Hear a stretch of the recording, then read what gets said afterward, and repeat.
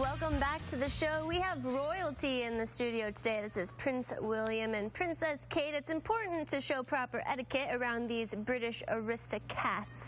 And now these two frisky felines enjoy a light herb dusting every now and again. And our feline expert Denise is here to tell us why kitties go crazy for catnip. Denise? Yes, catnip, which is part of the mint family, actually contains an oil called nepetalactone.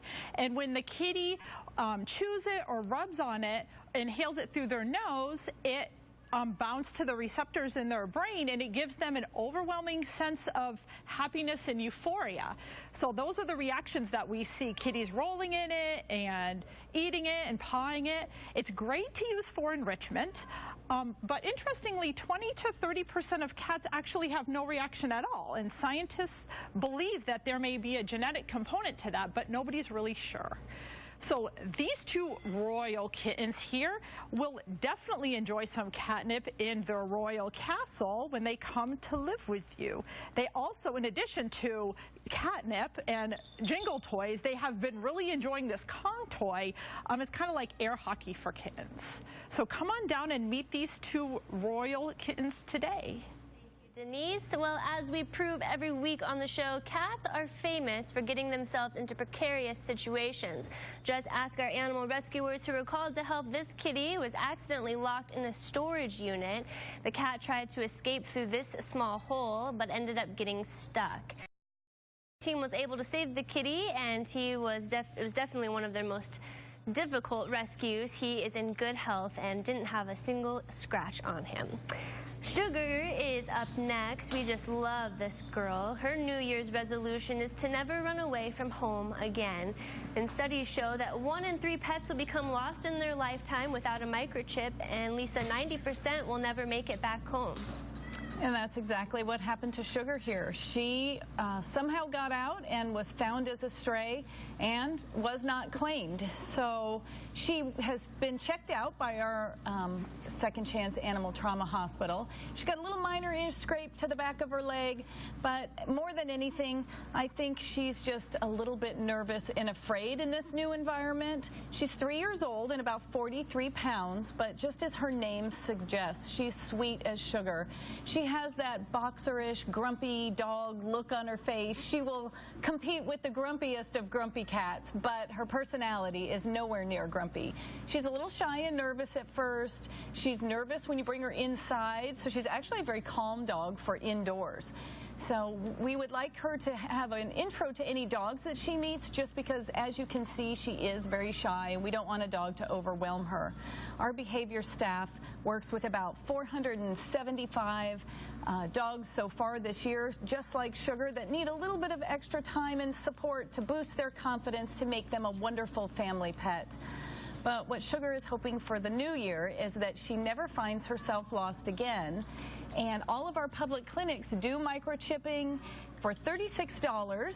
Both of our public clinics will microchip your pet. They don't have to come from the Humane Society, but that is a great way to ensure that your pet will never find themselves lost like Miss Sugar did. And with the fireworks and festivities going on this evening, you'll want to take extra to make sure your pet doesn't escape. In addition to making sure your pet has a current identification, it's best to keep your pet indoors. Maybe turn on the TV or the radio to drown out some of those loud booming noises. Give your dog a bone or your cat a new toy to keep them preoccupied. We all know that sinking feeling that comes with discovering your furry friend has gone missing, but you can always post flyers around the neighborhood, at local businesses, visit shelters, including the Arizona Humane Society Sunny Slope campus and Maricopa County Animal Care and Control. You can post your pet's info on Pet Harbor, even check out the Lost and Found section on Craigslist, or post on your neighborhood social media page. But we hope that your pet doesn't go missing this evening.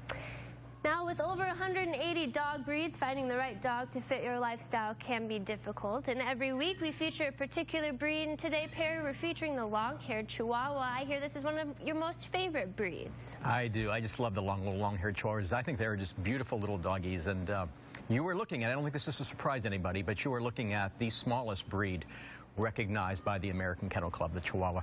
Their history is a bit of a mystery. There is some debate exactly where they came from, but most scholars agree that they are from the country of Mexico and they are named after the state of Chihuahua. And there's some evidence that's a very ancient breed. There's a lot of evidence by looking at animal burial grounds and animal plots and some toys that strongly resemble both the deer head and the applehead Chihuahua, that they date back to about 100 AD. So you're looking at an animal that's probably about 2,000 years old. And they really have had no other function, I think, ever in life other than being a companion animal, and they do a really, really good job at that. I think the Chihuahua is just known for being great little doggies. There's some great pictures of them right there, and that's all long-haired Chihuahuas. Look how gorgeous they are. They are really pretty dogs. They're genetically the same as the short-haired Chihuahua. There's really no difference in the genes. It's just the hair is longer. And a little thing about the hair, unlike small breeds who have short hair like the Lhasa Apso and Poodles and Shih Tzus, they don't require very much grooming. This is a dog that's probably not going to have to go to a groomer. They just need brushed out a bit. And a lot of people really think that the long-haired Chihuahuas actually shed less than the short-haired Chihuahuas. So if you people aren't too fond of shedding, this might be the breed for you also. Little Denny right here is a gorgeous little example of one. He's all black. He's just a sweet little guy. He's a little shy right now, but he can be bold. He walks very, very nicely on leash. And he's going to make a great, great pet for somebody. He is just gorgeous. He loves to be carried around. I found that because I haven't put him down since I've gotten him. So he's a sweet boy. Come on down and check out little Denny here. Another cutie is Angel, and it was hard enough that she had to endure a tough life on the streets as a stray. But Lisa, things became even more difficult for her when she was hit by a car. Yes, Angel was hit by a car, and luckily a Good Samaritan found him and actually saw him kind of dragging himself off to the side of the road, and it was very obvious that that leg was pretty severely broken. He was just one of the 5,800 animals that took an ambulance ride with our emergency medical technicians this year. He was rushed back to our Second Chance Trauma Hospital. X-rays were taken, pain medications given, but that leg for little 11-pound Angel here was just too severely broken to be able to do anything for it. So what they did was immediately do a little emergency surgery, and Angel's leg was amputated. And he gets around just fine on his 3 legs. His walks are a little bit slower, but he still gives the most wonderful kisses. He's very friendly. He's a soft, we believe, a Cairn Terrier mix. Hopefully he can find a home for the new year. All right, well, stay with us.